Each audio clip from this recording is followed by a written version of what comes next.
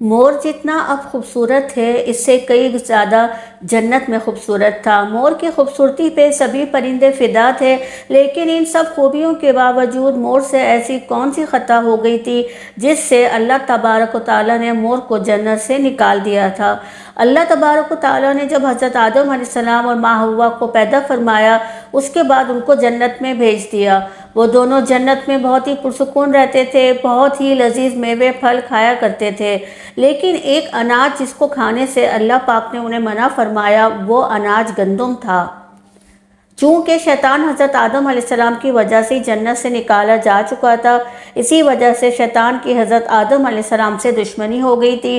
شیطان یہ چاہتا تھا کہ وہ کسی بھی طرح حضرت آدم علیہ السلام کو جنت سے نکال دے اور ساتھ میں ماں حوا کو بھی جنت سے نکال دے۔ جب شیطان کو یہ خبر ہوئی کہ حضرت آدم علیہ السلام کو تمام میوے کھانے کی اجازت ہے لیکن گندم کھانے کی اجازت نہیں ہے، تو شیطان انتقام کی آگ دل میں لیے جنت کے دروازے کے پاس بیٹھ گیا اور 300 سال تک وہاں پر بیٹھا رہا کہ کوئی جنت کے دروازے سے باہر آئے اور شیطان اس سے بات کر سکے۔ ایک دن اچانک سے مور جنت سے باہر آ گیا۔ شیطان اس کو دیکھتے ہی بہت خوش ہو گیا۔ شیطان نے پوچھا، اے خوبصورت پرندے تم کون ہو؟ مور بولا، میں مور ہوں، اب تم اپنا تعارف کرواؤ۔ شیطان نے جواب دیا کہ میں عالم قروبیہ کا ایک فرشتہ ہوں، میں اللہ پاک کی عبادت سے ایک پل بھی غافل نہیں ہوں، میں چاہتا ہوں کہ میں جنت میں جاؤں، وہاں کی نعمتوں کا اپنی آنکھوں سے مشاہدہ کروں۔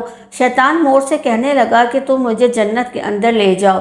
شیطان کی یہ باتیں سن کر لالچ میں آ کر مور نے کہا، مجھ میں تو اتنی طاقت نہیں ہے کہ میں تمہیں جنت کے اندر لے جاؤں، لیکن ایک سانپ میرا دوست ہے، وہ شاید تمہاری مدد کر سکے۔ یہ کہہ کر مور سانپ کے پاس آیا، اس کو ساری بات بتائی۔ سانپ بھی شیطان کی باتوں سے بہت خوش ہو گیا، پھر شیطان کو اپنے منہ میں چھپا کے جنت میں داخل ہو گیا اور یوں شیطان اپنی چال میں کامیاب ہو گیا۔ جنت کے تمام نگہبانوں کو یہ بات معلوم تھی کہ شیطان یہ چال چل رہا ہے اور جنت میں داخل ہو چکا ہے۔ فرشتے شیطان کو جنت سے نکالنے لگے، تبھی اللہ پاک کا حکم ہوا کہ اس کو ابھی تک جنت میں ہی رہنے دیا جائے۔ وہ فرشتے اللہ تبارک و تعالیٰ کے حکم سے رک گئے۔ شاید یہ حضرت آدم علیہ السلام کا امتحان تھا۔ شیطان حضرت آدم علیہ السلام کے پاس اور ماں حوا کے پاس جا کر اپنی محبت کا اظہار کرنے لگا۔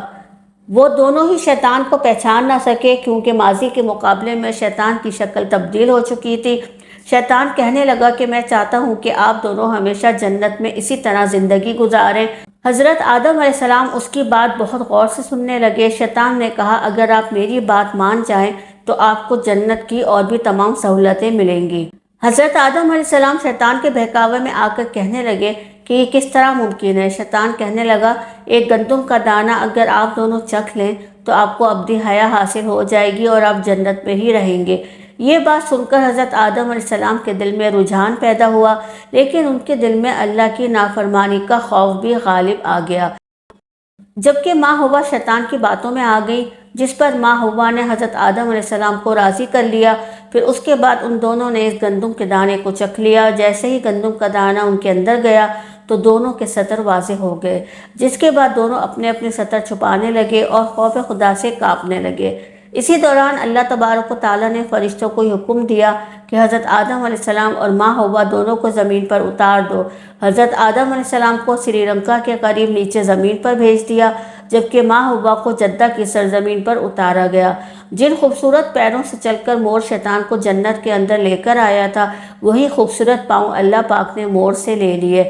سانپ جو اپنے منہ میں شیطان کو چھپا کر لایا تھا، اس کے منہ کی خوبصورت خوشبو کو بھی اللہ تعالیٰ نے لے لیا، اس میں زہر ڈال دیا گیا تھا۔